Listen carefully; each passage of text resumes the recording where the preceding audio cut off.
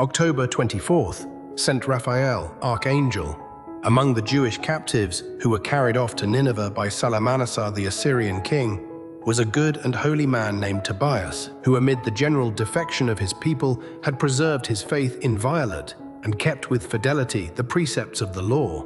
He continued to follow the same conduct in the land of his captivity and exercise at the peril of his life the most generous charity towards his afflicted brethren. In the midst of his good works, God sent him a severe trial, for one day when, wearied out with burying the bodies of the slain, he had laid himself down to rest under the wall of his house. Some hot dung from a swallow's nest fell on his face and deprived him of sight. He did not, however, lose for a moment his patience or peace of mind, but continued to bless and praise God in the midst of his affliction. Meanwhile, his only son, the young Tobias, had grown up in innocence and piety, the perfect model of his father's virtues. The latter, believing that his end was not far distant, one day called his son to him, and after giving him his last advice, bade him seek out a trusty guide to conduct him to the city of Rages, there to receive a sum of money due to him by one Gabelus. The young Tobias, going out to fulfill his father's commands, was met by a youth of comely aspect, who was girded ready for a journey. In answer to his inquiries, the stranger told him that he knew the way to Rages and was acquainted with Gabelus. He added, moreover, that he was ready to guide him on his road.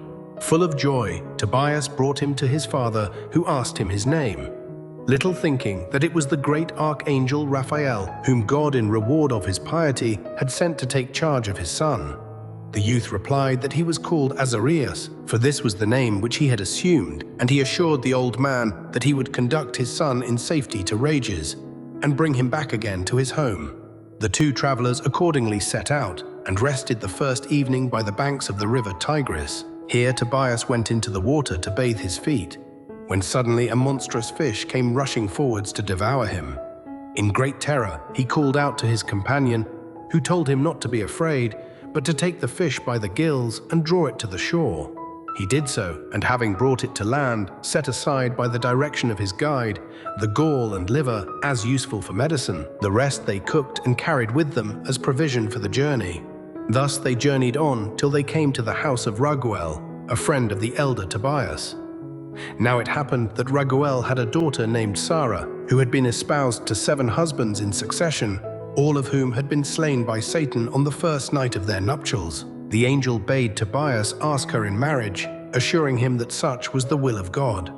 Tobias did so and obtained her father's consent. The wedding was celebrated with great rejoicing, and the young couple sanctified it and drew down the blessing of God upon themselves by spending the first 3 nights in prayer. Meanwhile, Azarias proceeded to Rages and received the money owing by Gabelus.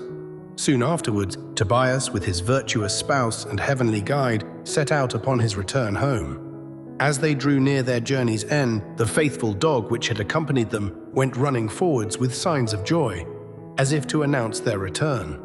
The aged Tobias rose hastily, and leaning on a servant's arm, ran with stumbling feet to meet and embrace his son. After the first joyful greetings were over, the young Tobias, by the direction of the angel, took the gall of the fish and applied it to the eyes of his father, who immediately recovered his sight. With hearts overflowing with gratitude, Tobias and his son raised their voices in praise to God, and then turning to the young guide, begged him to accept half of their substance as some return for his services. Upon this, Azarias declared who he really was, and how he had been sent by God to guide and guard the son, and to comfort and restore sight to the father. "Bless the God of heaven," he said, "give glory to him in the sight of all that live, because he hath shown his mercy to you. For I am the angel Raphael, one of the 7 who stand before the Lord. Peace be to you, fear not. For when I was with you, I was there by the will of God. It is time that I return to him who sent me. But bless ye God and publish all his wonderful works." And when he had said these words, he was taken from their sight, and they could see him no more. Then they, lying prostrate for 3 hours on their faces, blessed God, and rising up, they told all his wonderful works. Who can help loving the great Archangel Raphael for his tender and watchful care of Tobias and his son, and his unwearied solicitude in their regard? This beautiful history enables us better to understand the exceeding charity of our guardian angels who, though invisible to our eyes, guard and defend us from the wicked spirits, preserve us from all evil, both of soul and body, and guide us on our path to heaven.